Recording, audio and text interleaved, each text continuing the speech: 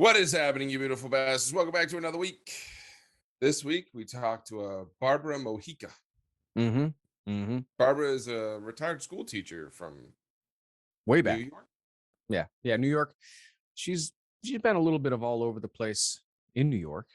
Right now she's upstate, which if you guys don't know, upstate New York, it's not like New York City.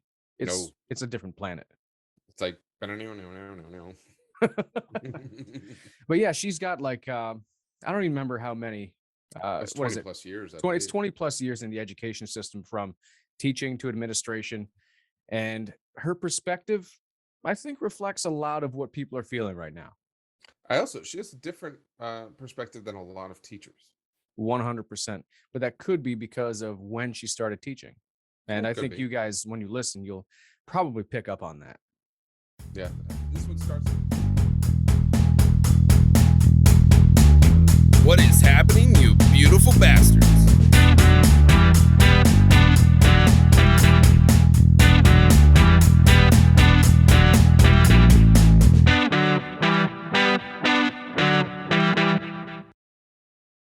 So, Barbara, you specialize in everything educational, or you just do mostly in history? Well, yeah, everything educational. And my graduate degree and undergraduate degree are both in history. Mhm.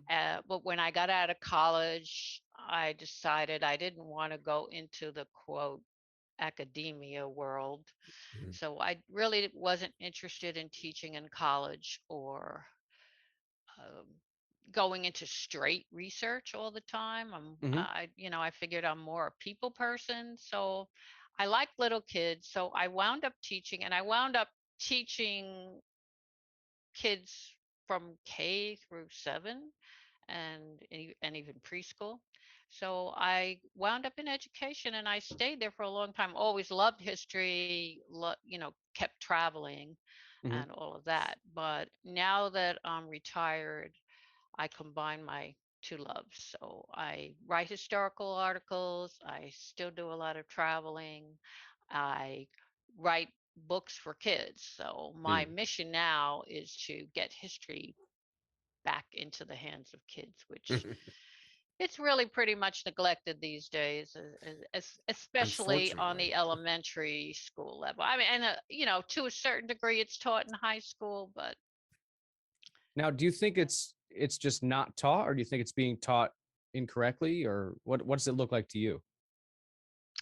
well, in high school here, I can speak for New York. You have a course in world history, you have a course in American history, but it's just more or less a chronological teaching, Mhm. Mm. from early times till now.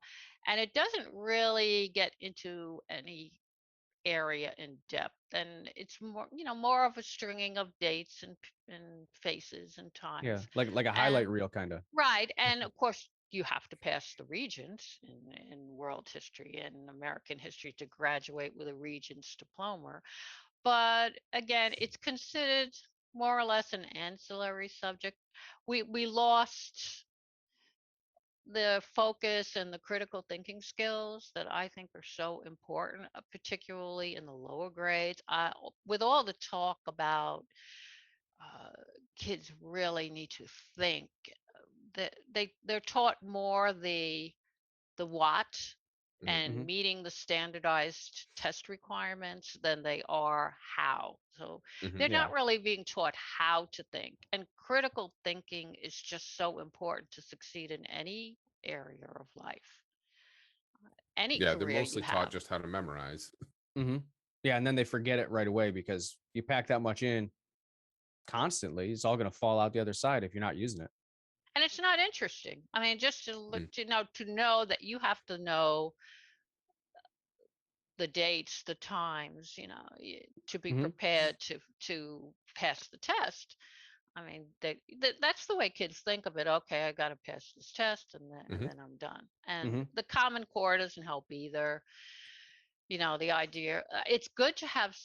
You have to have standards, and you have to measure comprehension. But when you do it in a way that everybody's got to do it exactly the same way, Right. and all children don't learn the same way. That's the reason I went into special education. So I originally worked with children in the general education population in a very I started out in private school, very large classes, worked with all kinds of kids. And as time went on, I really worked with the general population for 20 years. And as time went on, I realized that there were so many kids falling through the cracks. They Mhm. weren't getting what they needed. There was no real attempt to meet the individual learning needs and the learning styles of these kids. So I went back to graduate school again and I took degrees in special education and I started to work with special needs kids. So I went to the kind of the other end of the spectrum and I worked with kids at the preschool level, kids with really extreme types of disabilities. So I work with autistic children, crack cocaine babies, Fragile X syndrome, Down syndrome, CP, all kinds of very, very serious types of needs. So I was now in a setting where I worked with teachers, occupational therapists, physical therapists, speech therapists. So it was a Mhm. multidisciplinary approach to meeting kids' needs. And I did that for a few years until I wound up becoming principal of that special ed school that I worked in. So I kind of got into the combination role of being a teacher, still working with them in the classroom, but also dealing with the bureaucratic process, let's see. And Yeah. this was in New York City at the time. So I had to deal with New York City as the local school district, and then I had to deal with New York State because technically the state did the funding for the program through the city. So I had to work with all these layers of bureaucracy, which was an interesting experience to say the least. Interesting. And then eventually I also wound up in New York City I got a job as a special education administrator. So in that uh, role, I worked with kids placing them. I actually got to place them in the preschool programs. So I Mm. developed their IEPs and placed them into the appropriate program. So that was really, I thought, very rewarding. But that Is it didn't last too long because there was a reorganization and a whole shift. And I got laid off from that because I was one of the newer people in the program. Hmm. So I wound up back into teaching again. So I wound up doing new roles of itinerant teacher and working one-on-one with kids. So by the time I retired, I had pretty much run the gamut, working one-on-one, working in small groups, working in administration, and working with the general population. And were you always doing the same the same curriculum? Were you always doing the same class? Was it history? No, in fact, I didn't teach much history at all on the elementary school level. Well, what you teach in the elementary schools, it's basically social studies, Yeah. which is not, you have children in the schools, so I guess you're probably familiar with the type of thing it is. Yeah. Yeah. It's broad spectrum, like, just hit the big events in like shallow detail and move on. That's really all it is. And a little bit on citizenship, a little Hmm. bit on, goods, what are goods and services, and a little bit on economics. It's kind of a hodgepodge.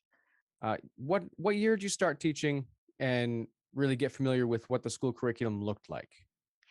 I started teaching when I was 20. So that's back in the 70s. Okay. And that was, again, the general school curriculum for 20 years. Then I got into the special ed. So when I was working in special ed, it as I said, it was a multidisciplinary curriculum working with teachers, speech therapists, occupational therapists, physical therapists. So the curriculum kind of entailed all of those things. Mhm. And then when I got to work as a principal, I was responsible for developing the curriculum, for seeing that it was implemented, and for rationalizing to the state and local government that I was meeting the needs of these kids. So on the preschool level, when you have special ed and an IEP, you have to rationalize to the state how you're meeting the needs of these kids cognitively, with speech, with their physical therapy needs, and their social emotional growth. So the curriculum was all of those things. On the subject of IEPs, I have two autistic boys, and maybe it's different in New York. In Rhode Island, it is a massive pain in the butt to keep and hold, or even to get IEPs, and to get them to do what the child needs properly. Why is that? Money, in one But word. but what kills me with it is it's not the teacher's money, right? So federally, and if the federal government is having a problem with this, then fine, I'll push in other areas. But it almost seems like that for me, through the different schools I've gone through with my kids, it's the teachers who are fighting me about the money. And it's like, but especially in the realm of autism, there there's it doesn't go away, right? No. This is them, this is their life, this is how they live. And it's like, why do we keep having to fight these battles? It's exhausting as a parent, absolutely exhausting. My wife would come home from days and just like fall on the couch and be ready to go to sleep right away. It's ridiculous how hard it is. They act like it's like a every 3-4 month thing. It blows my mind. It is. It is difficult. And again, it comes down to the parent. Now we're, today in a lot of schools, the parents are being pushed out of the picture, both in Absolutely. general ed and in special ed. And the parents are, of course, first teachers, that they're the ones Hmm. ultimately responsible for their kids. And on the one hand, the government wants the parents to be ultimately responsible, and well, it's really not their place. You really have to push.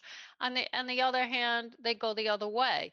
So they say, well, we have X amount of dollars, and this is what we can provide. Now, the teachers, in a lot of cases, especially if the child is in a team teaching situation, aren't even totally aware of how to implement the Yeah, I've noticed IEP. that too. Now, in the case of autistic kids, for the most part, autistic children should be placed in a more restrictive type of setting, Mm. unless they are on the very Yeah, both of mine are high and functioning. yeah, if they're even if they're high functioning, they still have usually speech needs, and often they still have social emotional needs, even if they are high functioning. Mm. So I always urge parents to fight. And I know parents have X number of hours in the day. They have so many other things to juggle. Which I'm fine fighting. Like, right, if I have to fight, I will fight for my kids as much as I need to. What I don't get is, why does it have to be a fight? It It shouldn't shouldn't have to be, be. right? But It's I our mean, I children and their education. I can tell you numerous times, and when I was working with the city, I worked in a district that had parents at the very high end of the income spectrum Mhm. and parents at the lowest end of the income spectrum. And I would, if the program that they were in wasn't appropriate, I would urge the parents to fight for it. Now, in order to fight for it, you have to make a formal appeal. Mhm. And when you make a formal appeal, it costs the school district a lot of money. I Mhm. mean, in New York City, it would cost a minimum of $10,000 for every Mm. appeal. And in most cases, the parents threw up their hands and, they didn't fight it. But in one case, I had a parent who had come from Romania, and she was a doctor. This woman was working 20 hours a day, Mm. and she was still willing to fight for her kid. Mhm. So I told her there was only one place that was really appropriate for her child, who had a very, very unique set of language issues, speech and language issues. And this one school could meet the child's needs, but this particular school was outside of the city and would cost a lot of money Mm, for them to send. But she fought it. She says, okay, I'm going to appeal it. So I said, I'll help you. I'll write up the IEP, exactly the way the child needs it. And she won. And the city had to pay to bus her child, to this special school mm, and program. So there was a case where I had another boy who was severely autistic, and the grandmother fought, tooth and nail for everything. But it's a problem. And I find that where I live now, outside of the city, in a small, much, much smaller school district, it's even worse mhm, because they have maybe one psychologist on staff who is overwhelmed and has to do all of the testing and all of the IEP development. And they have what they think are limited funds, and all the other parents will scream at them if they spend mhm, all their money on special education and say, well, why, if they're developing appropriate special education programs, they're probably going to have to take the money from some of the kind of quote extras that a lot of the other parents don't like. So it's intense. It's intense pressure. it is, and it just shows that we way underfund our schools, both in teachers and in just funding in general. But I mean, I've had teachers come up to me before and say, "Hey, I didn't tell you this. That's messed up." Like Right. when you have to be Yeah. hear things that they can't tell you to get around the system to get your kid what they should get, we have a problem. It it's definitely and all I can say is make sure when the IEP is developed that you're there Mm, and that it has, everything that you the essentials that mm, the child absolutely has to have, and then as many of those extras that you can get in. But it mm. it, it is a battle. And I don't know. I really don't know the magic solution as to how we can fix it, except I don't think there every, is one. Now, You know? a couple minutes ago, you had alluded to the fact that there was maybe we'll call it a shift in the dynamic between the education system and the students' parents. Can you elaborate a little more on what you've seen from the 70s going forward until now, what that really looks like?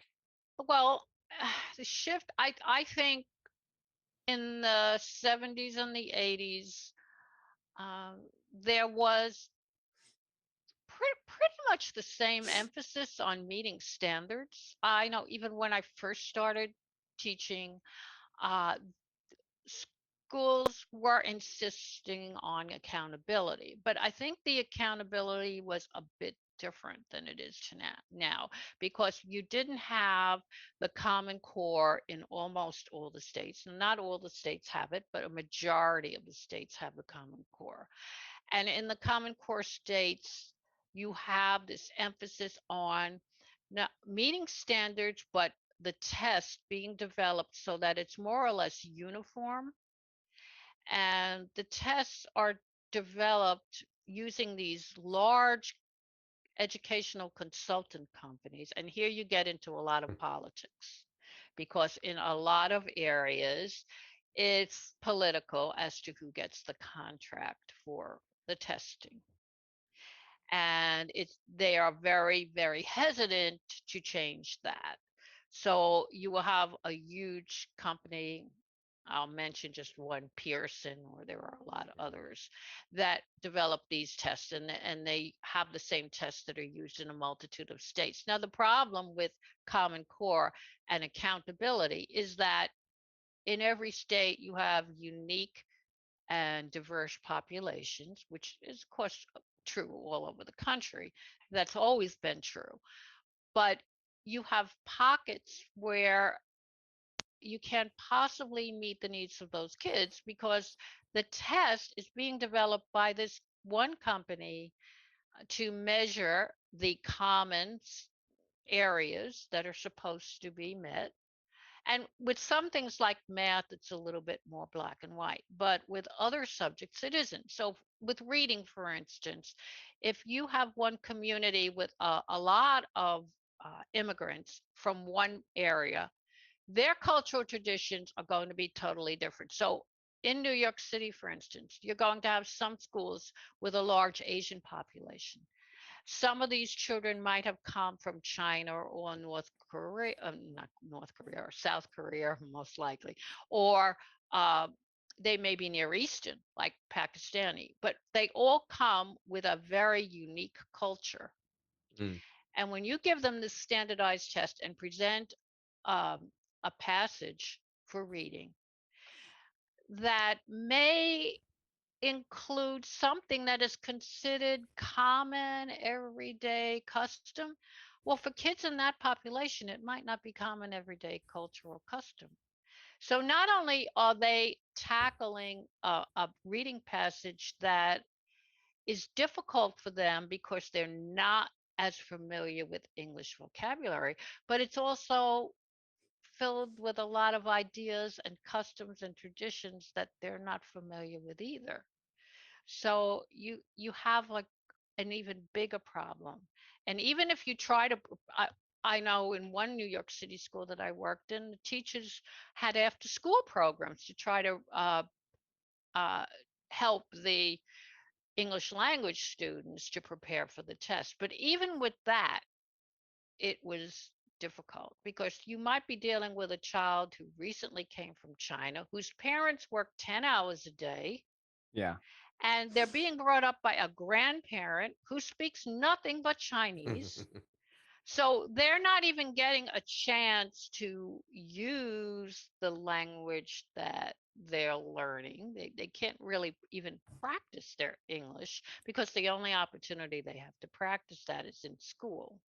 And if they don't speak English well, then some of the other kids may even be making fun of them, or they may feel inhibited from using it. So it's a big problem. I find that, again, Common Core, and I've worked on committees both as a parent and as a teacher, working with the quote standards, and how are we going to meet the standards. And it's to develop speaking and language skills, and then it's 1A, 1B, 1C, 1D. What is the standard and how will you meet? It's just too rigid and inflexible. So Mm. as time went on and as we got into the turn of the century, I think that that's become a lot worse. And because they're constantly pushing the tests and the accountability, they're constantly pulling teaching staff for training and staff Mhm. development. Yeah, And when look, nowadays they take one day a week for staff development. That wasn't a thing when I was growing up. We didn't. The teachers had like maybe once a year. Well, you had maybe a professional development day, Yeah. and the teachers would have an all-day training, which is fine if it was appropriate to something that was necessary. Mhm. But now, and most recently when I was teaching, and again, we're talking about 21st century now, you'll have teachers being pulled out of the classroom and substitutes being put into the classroom so that they can learn something that they need. Now, and what they might be learning, it could be computer training. It it could be training for some new program that they want to implement. And this happens constantly, whether it's a program for math, a program for reading, a program for social emotional development, a program for a new computer program that they want to put in for the kids. But it's constant, constant. And the other layer is administration, because there are so many new programs and everything is being digitalized.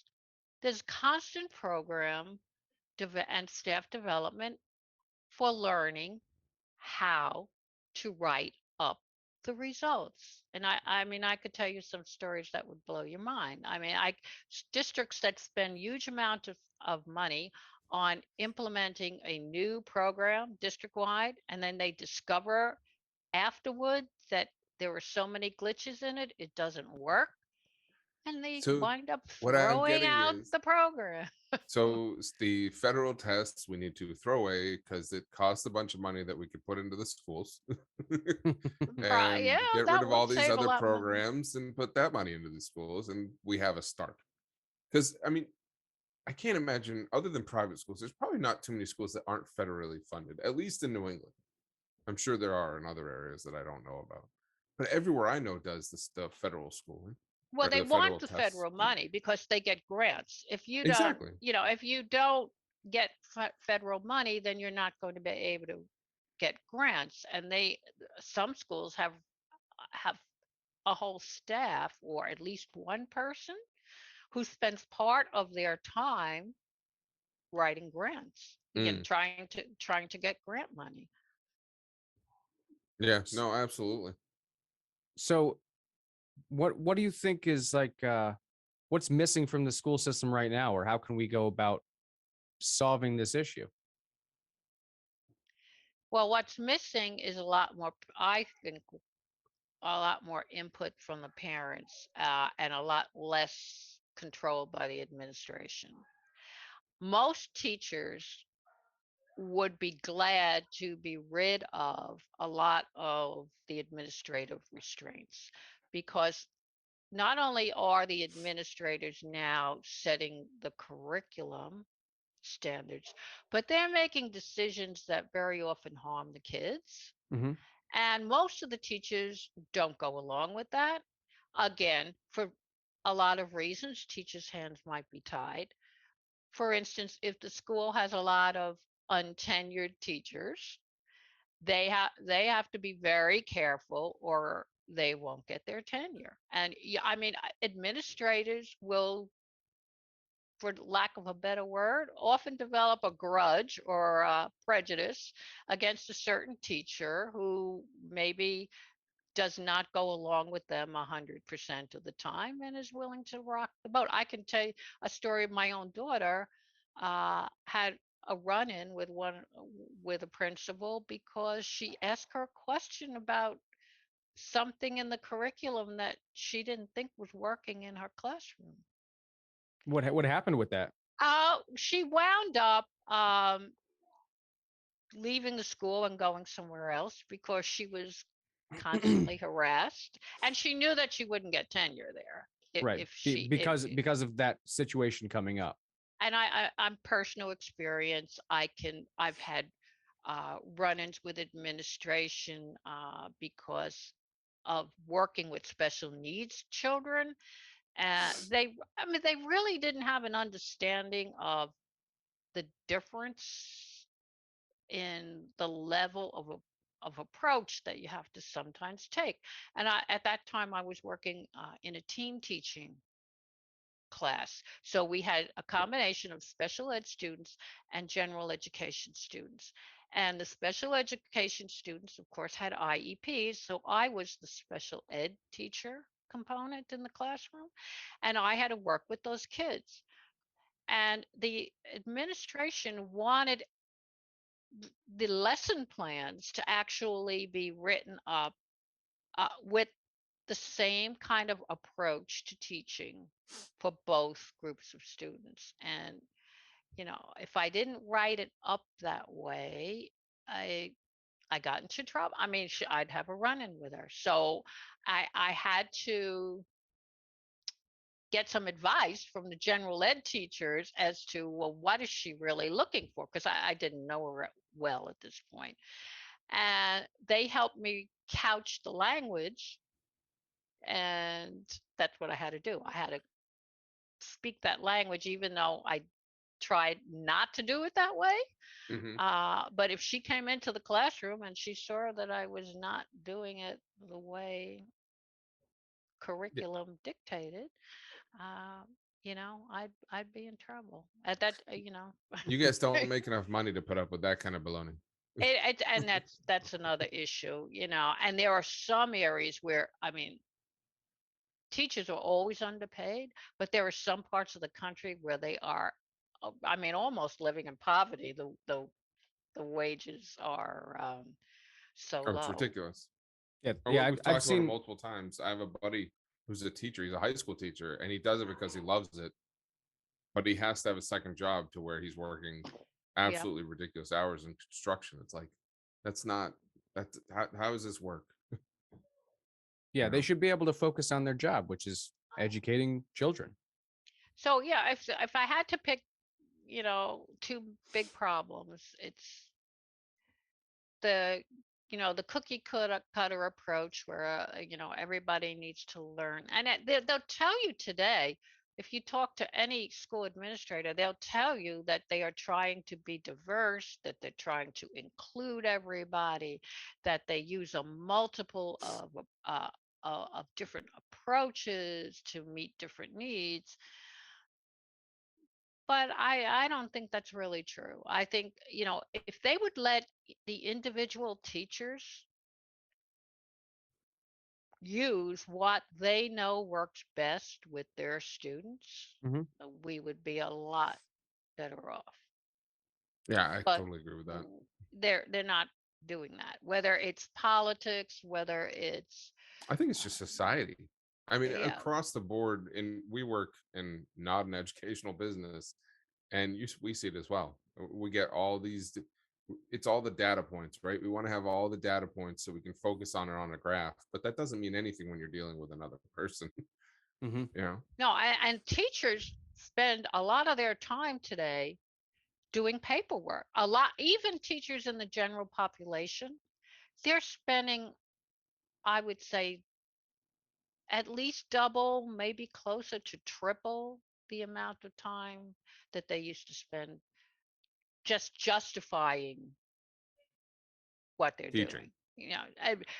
Writing down, for instance, I was working in a kindergarten class, and the Mm, reading program was a whole language program, which I had issues with because a lot of kids with special needs don't do well with a whole language kind of reading program. Right. But that we had to spend all kinds of time writing up graphs as to, what level they needed to be placed in next, and how they could do well in each area. And it just took a tremendous amount of time, and more of that time could be spent in developing better lesson plans, and mhm. finding better materials in some cases. Or not uh, exhausting the teacher to where they might have a better attitude towards dealing with the students and finding new ways to get across to them. Like the school system's broken in my mind nowadays. It's bad. Yeah, The definitely. teachers are great. They want to be there for the most part. There are always a couple, bad apples, but and we don't do a damn thing to help them. We don't give them the funding. We don't pay them. We don't give them the materials they need, and then we make them do these tests that don't help them by any means. Like I don't, Jerry, if your kids have to do, I don't know what it is. What is it in Connecticut? The standardized testing they have Mm. to do annually. I don't know what it stands for. They call it the SBAC here. So it's SBAC. I have no idea what it means, but it's standardized testing they have to do to make sure that they're meeting the federal guidelines for Is it like? education. Do they like prep you that it's coming? They don't prep me, but they prep the kids. They prep in Rhode Island. They even prep the parents. They're like, all right, hey, make sure they get this many hours of sleep. Make sure they have like breakfast in the morning, which hopefully you're doing that anyways. Yeah. Like they get all these steps to making sure that your kids hit the parameters, so when they get in and take the test, they can make sure they hit their goal. It's ridiculous nowadays. It's hilarious to me in a sick fashion. Now, Barbara, would you say, with your experience and seeing how things have evolved, does it look to you like the new curriculum? I mean, from my perspective, going to school in the 90s and my son going to school now, uh, the curriculum is like similar but very different at the same time.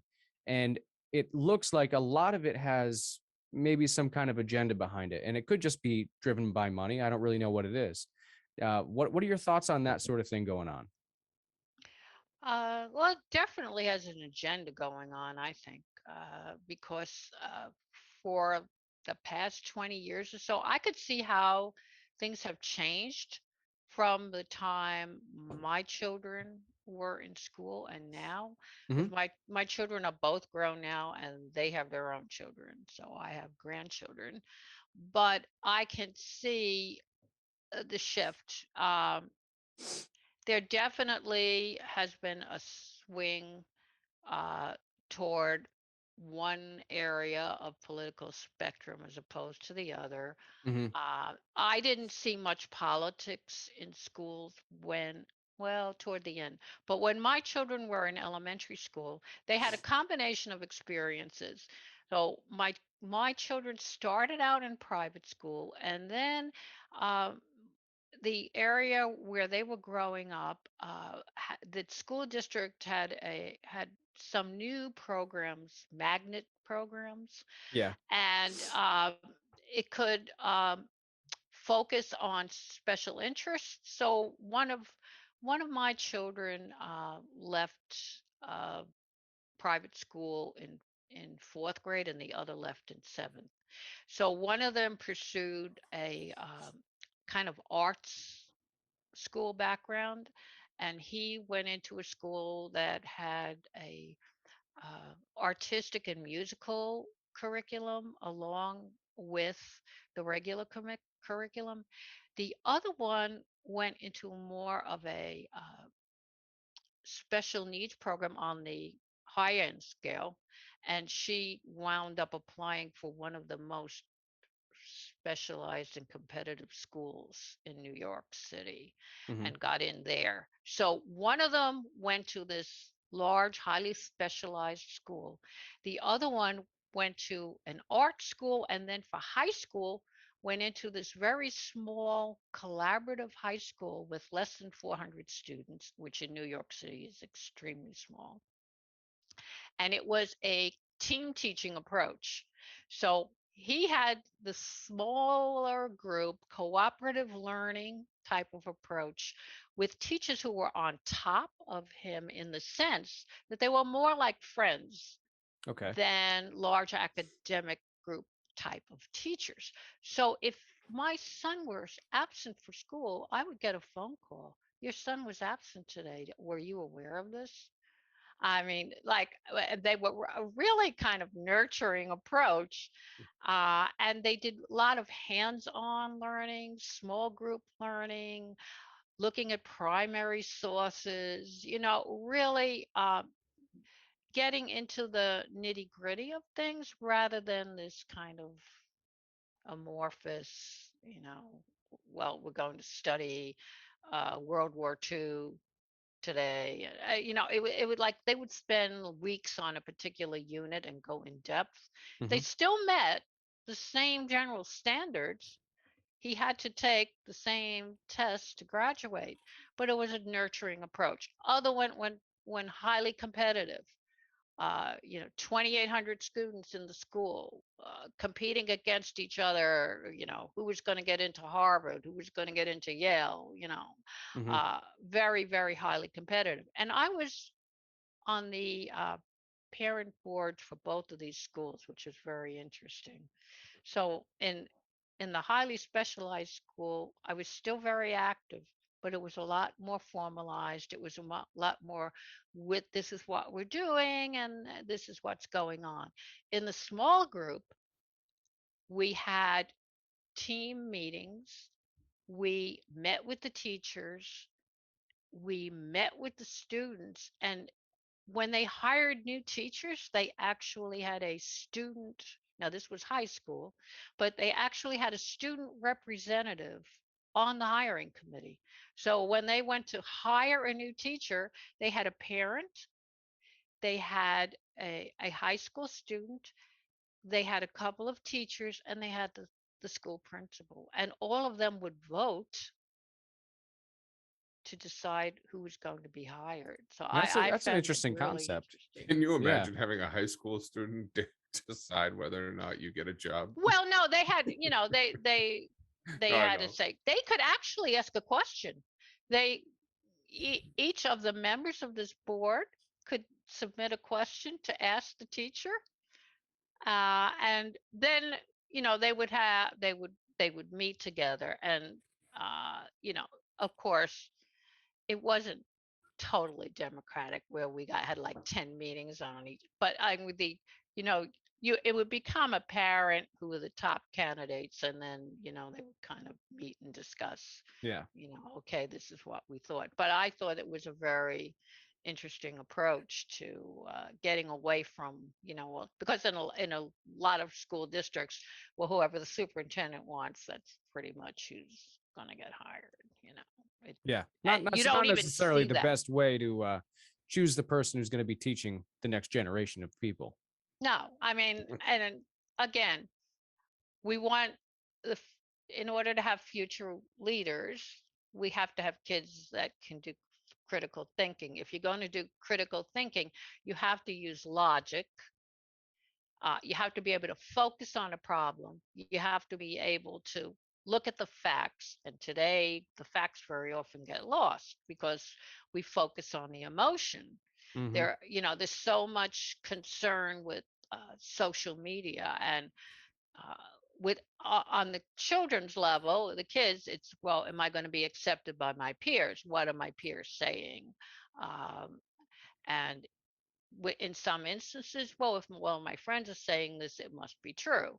So they start, Yeah. Developing this kind of egocentric view, judging things by either their social group in school, a group they belong with, to a certain, whether it be a certain religion, a certain ideological bent. And of course, they get a lot of this from their parents.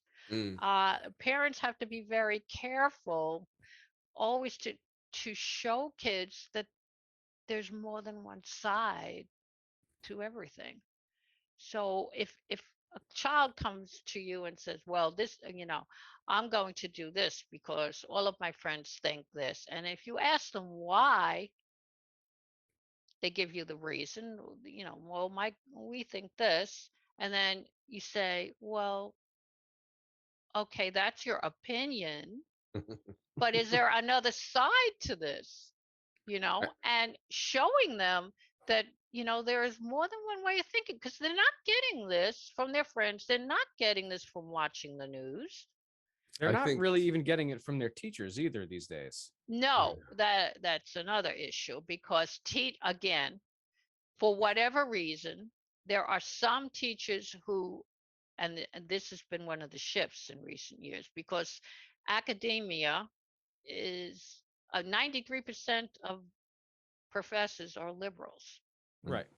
So what are the kids getting? They're getting the liberal viewpoint. And I this is one of the things I meant when I said that I could see toward the end of my children's careers, when they were in college, I could see this a little bit, but not the way it is now.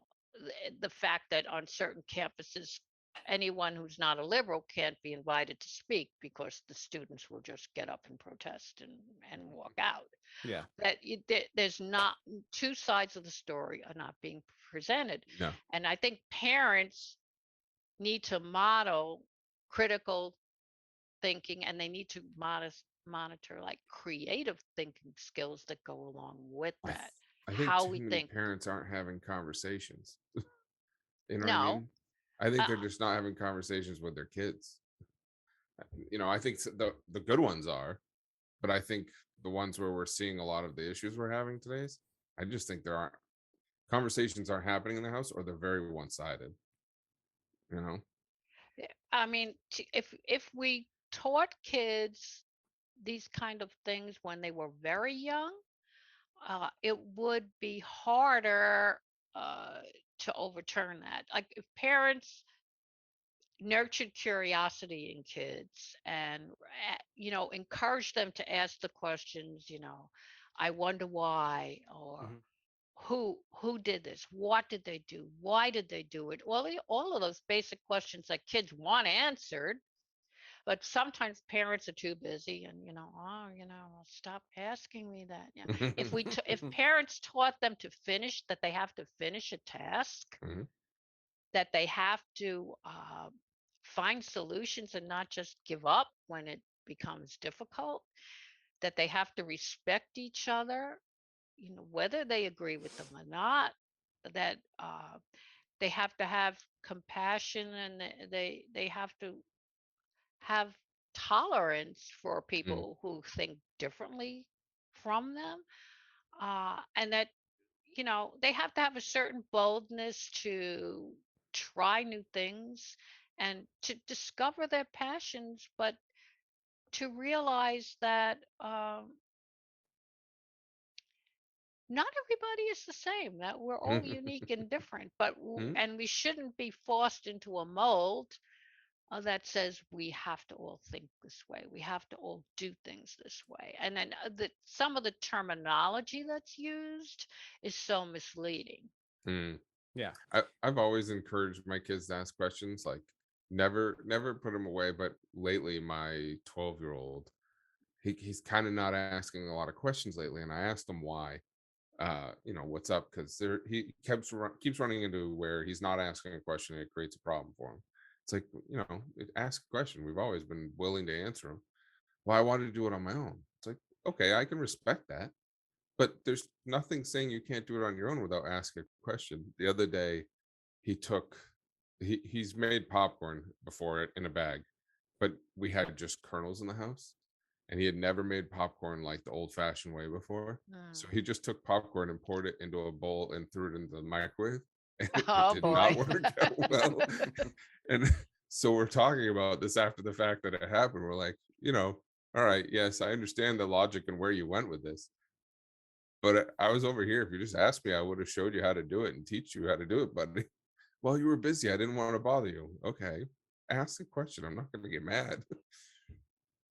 That's it. But I just don't think those conversations are happening throughout the world. Well, throughout the country, anyways. Unfortunately not. And I think parents have to be involved at all levels. And I think COVID, one of the few good things that happened with COVID was that parents became more aware Mm, of what was going on in the schools, because a lot of parents had absolutely no clue as to what was going on. And then when they saw w- some of the things that were going on, they were like, "Hey, this doesn't jive with what I thought my child mm-hmm. was learning." Mhm. And parents did start speaking up and did get involved, and uh, they're now willing to do. I think parents have to take a lot of the control back. Yeah. Um, Speaking of control, I'll paraphrase because I don't know the exact wording used, but education has come up a lot in the news, and this is some time ago, but it was on the order of months, not years.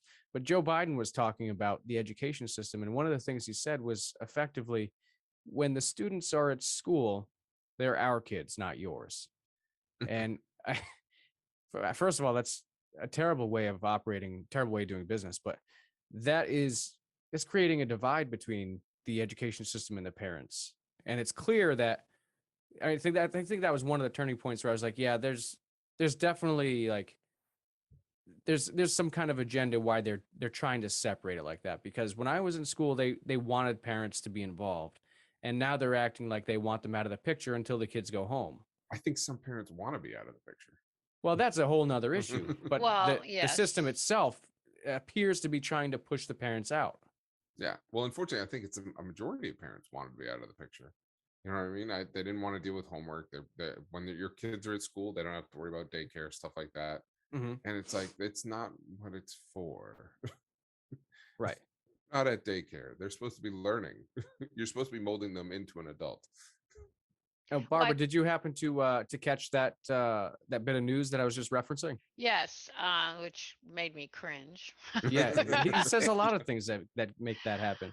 uh, they are always our kids. I mean, the teachers are there to help them learn academics. And in my view, that's pretty much where it should stop. I have no disagreement with teaching kids about mishandling certain situations, like Mm, bullying, for instance. Hmm. But when you start telling kids that you have to change pronouns of people, and it just gets like kind of crazy.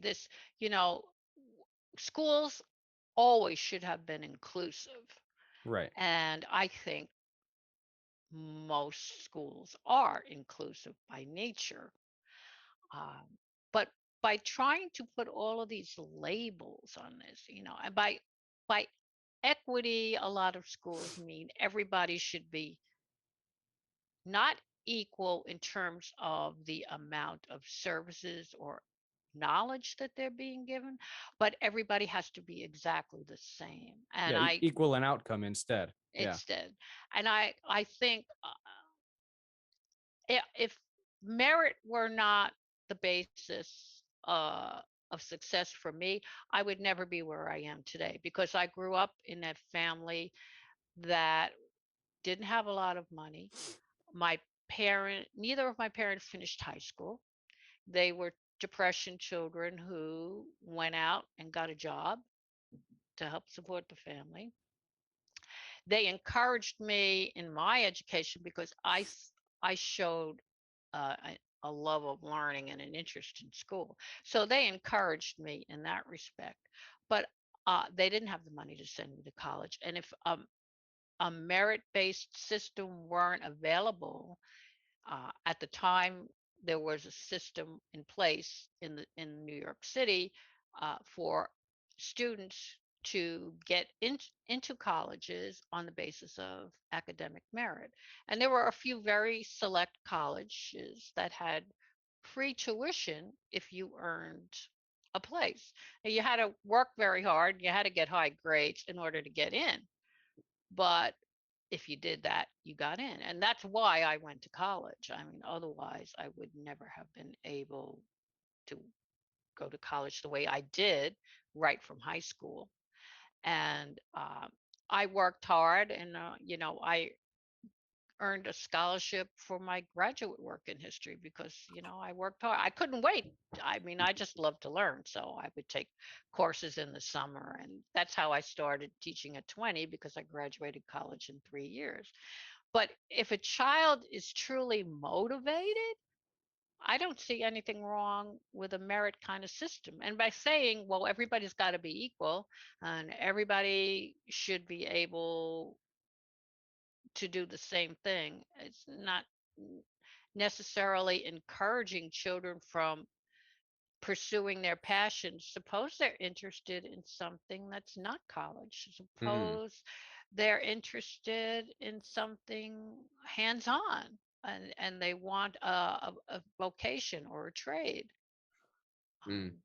Um, there's nothing wrong with that. So, I don't think, again, we all have to be cookie cutter. We all have to have everything the same. I When think most people who are are motivated to succeed, unless something happens in their life to discourage them against that. But I think everybody in America has opportunity, and if you work hard enough, you can achieve your dreams. I know when we were going through high school, there was the huge push for everyone to go to college. I Mhm. can tell you, for me, it was not for me. I did college. I was not needing college at that point. I was wasting money because I was not ready to be in college. There was no, it was, I should not have gone to college when I did. Now, sure, I'd love to. I love learning now. But then, hell no, that was not at a point in my life where I should have been there. And that's very often the case Hmm. with a lot of kids. They're not ready for college. And what do? They get into college and then they don't know what they want to major Hmm. in. So they wind up taking these crazy courses that Hmm. don't help them do anything. And So they're then racking up debt. they get out of college and they're kind of nowhere because they haven't taken the time to discover their passions. They haven't tried different Exactly. things. You know what I mean? To me, college should not be an immediate outside of high school thing. Like, go figure out the world for 2 years, and then go into college. Like Right. most people, I know so many people have degrees that are like, why did you get that? Well, I didn't know what I wanted to do. Oh, There's actually so many people too who they went to college for whatever, and now they're in a career that has nothing to do with the degree they had. oh, absolutely, all of them. Yeah. I don't know any. Yeah, You know, how many people even switch careers? I mean, they Oh, all they the just time. yeah. But And you know what I I mean? think So it's like pretty to normal put a now for label on it. someone to switch careers, maybe 10, 15, or 20 years into the first one they started. There's not many people that stick with it for their entire life right. anymore. And there are not many people that stick to a job either. That's another thing. I mean, job hopping. I Yeah. mean, Mhm. it- Well, you know, back in the day, you'd sit there because you had a pension. Now there's literally nothing holding you to that job. So go somewhere better. And now when you go somewhere better, it could be a completely different set of tools. Yeah, exactly.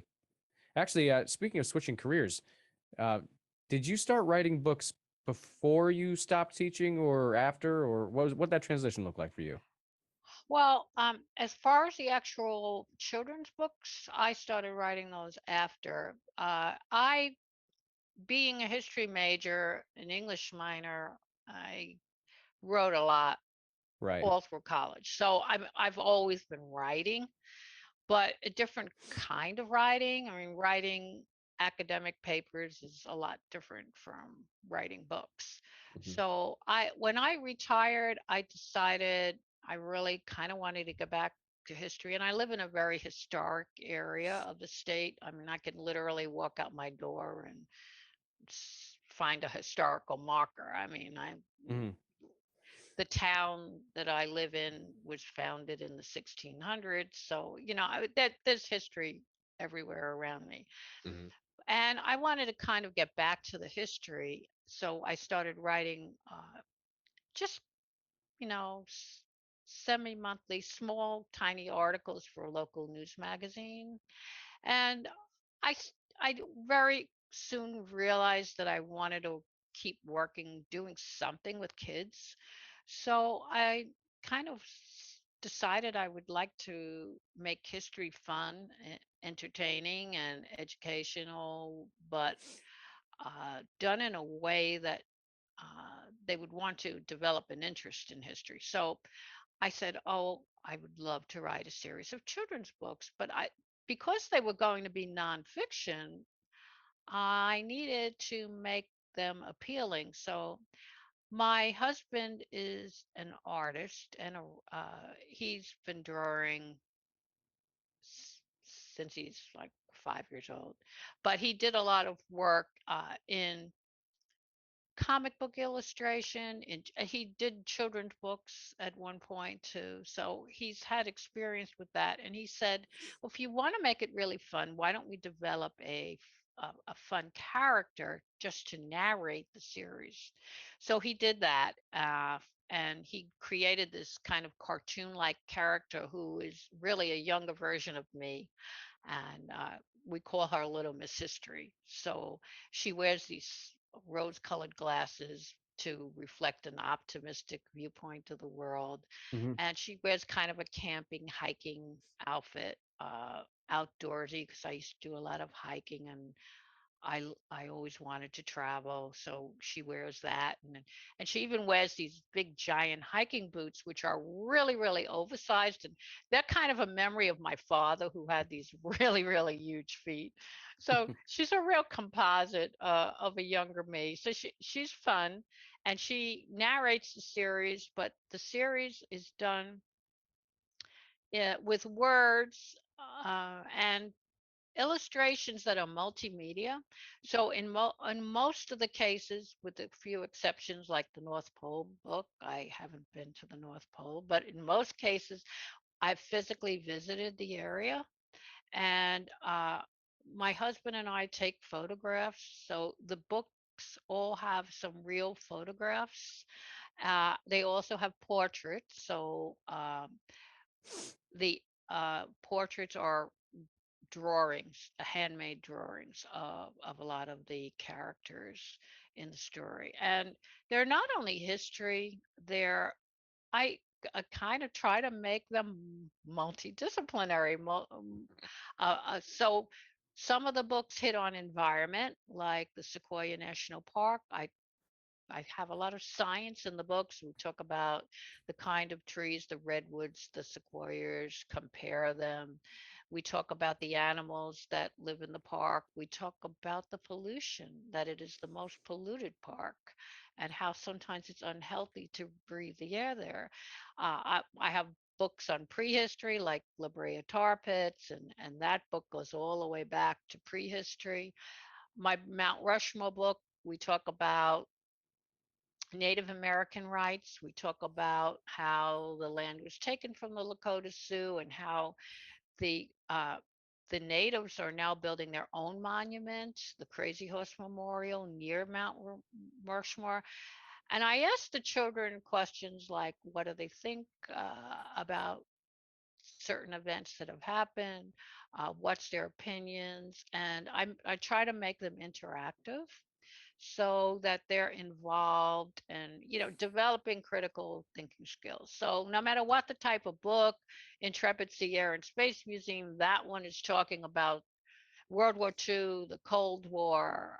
We're talking about um, the Vietnam War, and then we even talk about how the spaceship Enterprise is now on the flight deck as well. So we we kind of go through a myriad of periods, and how you can go there and explore, sit in a helicopter that was used in the Right. war, and see a space capsule that was actually traveled back through the atmosphere, and the ship actually picked it up. So we cover all different kinds of topics and, you know questions. North Pole book again. That one covers 8 countries that claim territory in the Arctic. So we talk about the different countries, their flags, their experiences, and then we talk about, of course, we have to talk about Santa Claus. So we talk about how the traditions of Santa Claus evolved and changed throughout time. So I try to present a multitude of experiences and a lot of opportunities for kids to think critically, to look at different avenues, to think about the facts, maybe develop some opinions of their own, Right. and lead to more discussion. Now that I like that approach with the main character kind of narrating through history, because as we've discussed on the show a number of times now, when I look at history, you know, growing up in the 90s, going to history class, it's pretty boring. But my view on history now is more, I view it in less in terms of historical talking points and more in terms of personal history and human interaction. And as an example, uh, my boss, I was talking to him recently. I think he's in his 50s. He was talking about when he was a kid, he would talk a lot with his grandfather and great grandfather. And that is only one person away from the turn of the century, actually last century. It's the 1900s. And I kind of put it in perspective for him too at the time, because he didn't really view it this way. But the person he was talking to, his great grandfather, was alive and well for the fall of the Ottoman Empire. And that kind of gave him like a new angle to look at it, because it's not just something that happened in history. It's something that someone he knew watched happen. So if you go back to like uh, the guy who killed the Archduke Franz Ferdinand, Gavrilo Princip, you're you're bringing it back down instead of a historical talking point to the story of a person. And I think it's easier to kind of keep that in your mind and remember what happened when you're not just saying, hey, World War I happened. It's this person took these actions and it started an entire war. Well, most people, when they see the word history, they see right away, they see the word story in it. So, okay, so we say this is a story, but they don't think of it in terms of, like what you said, real people, Hmm. and a personal relationship. And to me, I tell kids when I have the opportunity to see them in person, and of course, in the last couple of years, I hadn't had that opportunity nearly as much, and hopefully things will become better and better in the near future. But I tell kids that the minute you're born, you become a character in history because you're part of a story in your family. Your ancestors came before you, and there will be people in your family that come after you, and you're going to become a part of that story. And I think if families would do more in connecting kids with their traditions and their, interviewing, talking to, whether it be formal or informally, getting to know their roots and where they came from, collecting memories along the way, and, building a kind of legacy, because then you extend that out into the community. And kids, when they see themselves as part of some common group in their family, then they can see how communities got together, Hmm. and how communities are people that are drawn together because for a lot of reasons, whether it's common customs, foods, heritages, economic reasons. And if you take a child around in the community and they take a look around, and again, ask them those questions like, oh, I wonder, there's an old house and it's fallen down now, but I wonder who lived there. And Right. I wonder what they did to earn a living. And I wonder what happened to them. And, these kind of things, because then communities then show us what it means to be a citizen, and that we're part of a family, we're part of a community. And as citizens, we have certain rights and obligations to each other. So that helps them to understand a little bit more the idea of government and how we have to respect each other and work with each other. And then, of course, that draws out to the larger global community, that we're all part of this larger world community today. And what we have as a foundation, kind of a legacy, we've built this kind of common group of beliefs that we can either improve Hmm. or tear down.